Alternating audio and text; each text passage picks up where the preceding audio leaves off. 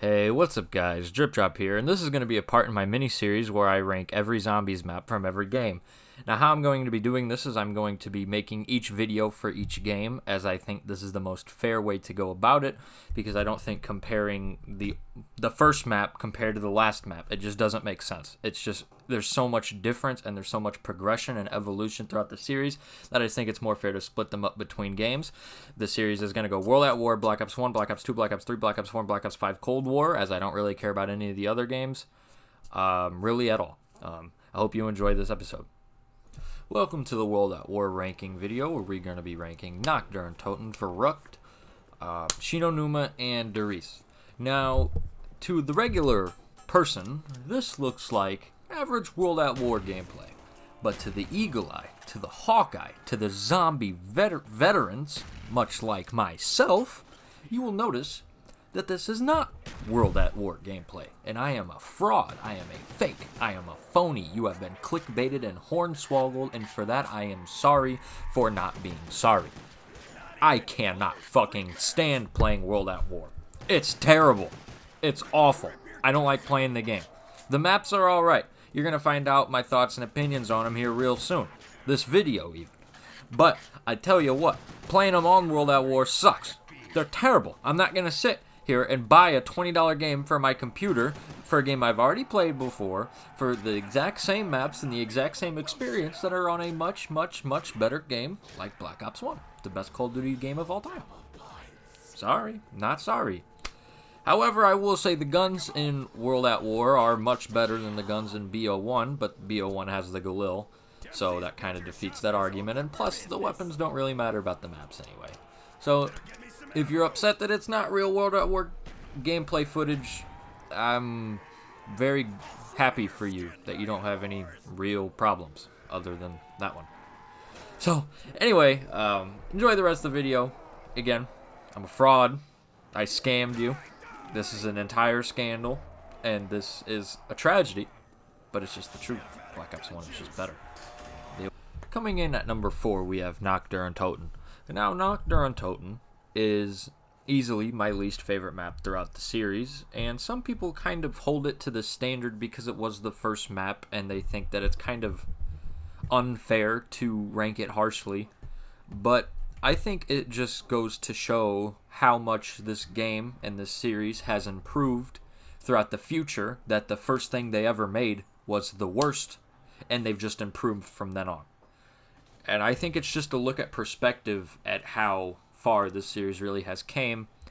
If you've noticed, I haven't said a single thing about the map yet because it is just so boring and empty and there's really nothing to do. I didn't want to play this map so bad I didn't even move around in this gameplay because it just takes so long to get going in this fucking level that I can just sit here and stand still and finish the whole segment about this level before I even die because the zombies just take that long. It's a little silly. But yeah, I really don't have anything to say for Nacht.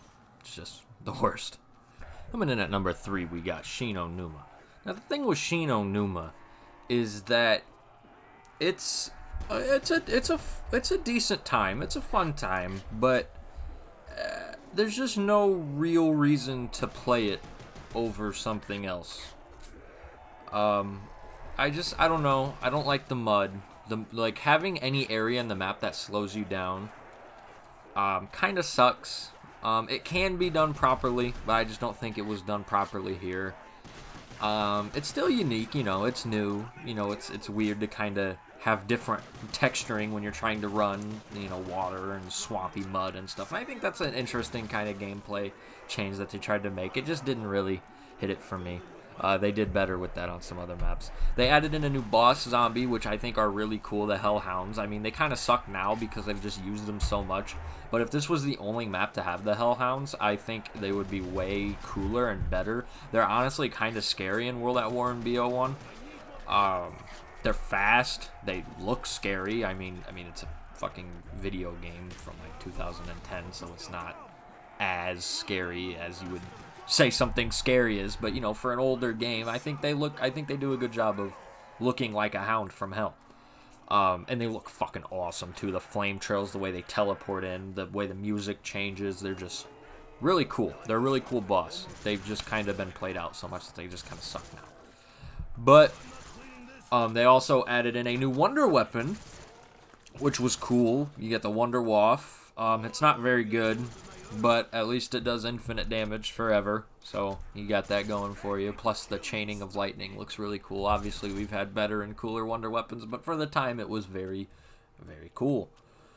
The map itself, though, just looks pretty ugly. It has random perks, which I'm not a huge fan of. There's one map that I like random perks on, but other than that, generally, I kind of hate them.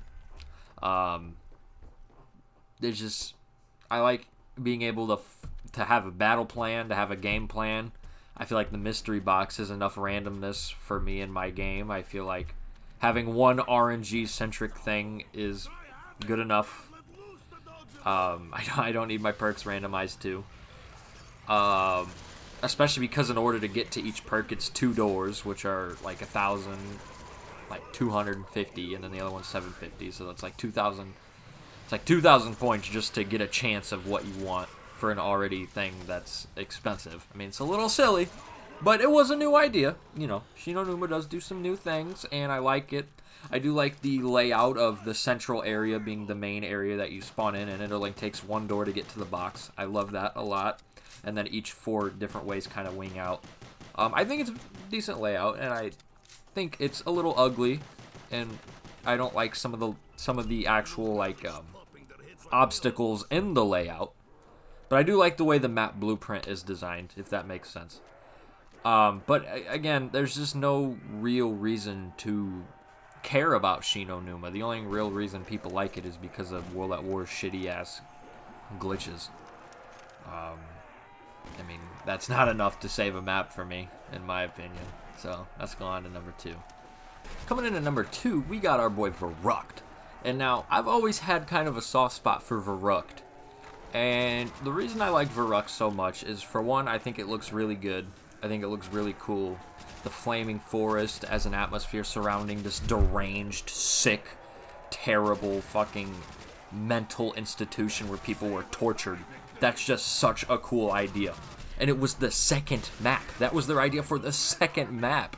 And another thing is that this is the only map that feels like a direct sequel. This is the only map that feels like it is a upgrade from the map before it.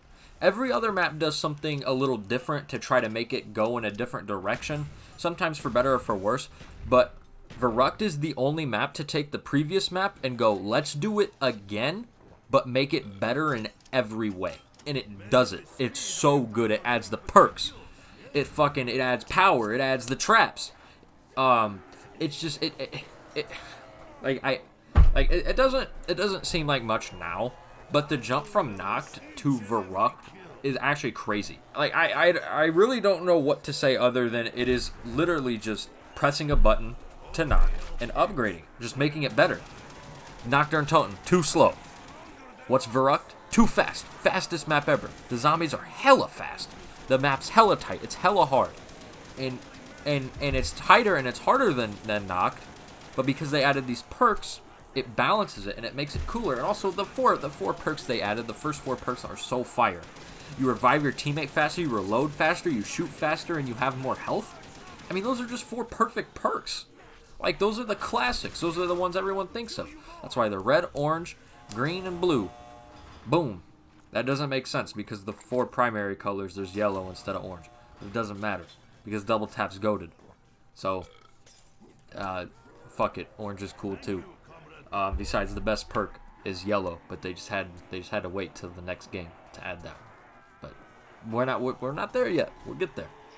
But yeah, pretty much, Verrückt is just a homie. It's hard, it's cool, it's scary. There's some weird fucking audio that goes on sometimes. And I think it's a really fire map, and people that hate Verrückt are just dumb.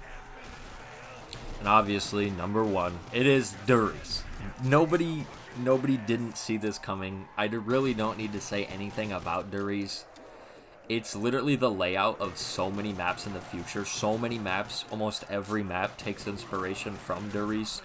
It adds the pack-a-punch. Its scenery is the best throughout the game. Verrückt is up there, But that moon in the sky, all the big-ass teleporters, all the sciencey gadgets, brains in jars, scribbled papers, fucking weird fucking audio logs, the fucking weird Easter egg with the stuffed animals, and just... It adds so much. It adds the monkey bombs, which is just such an iconic fucking thing from Zombies. The monkey bomb is just... Everyone knows the monkey bomb.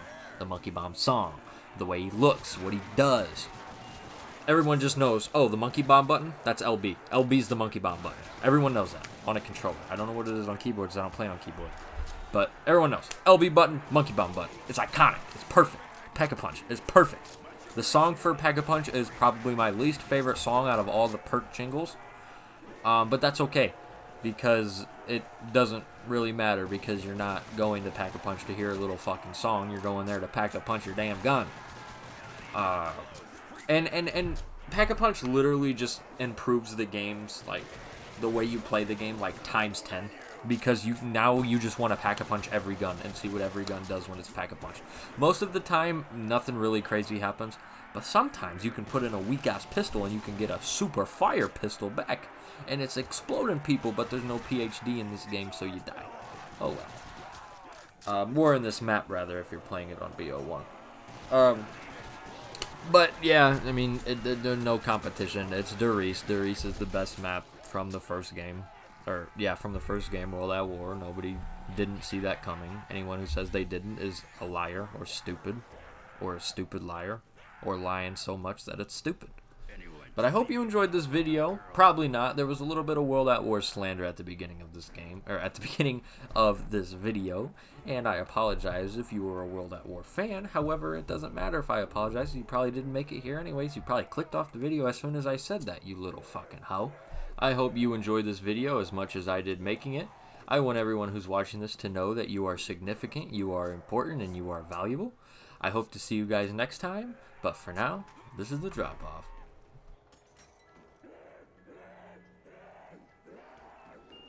Slack-jawed bastards are headed for Painesville! Ooh,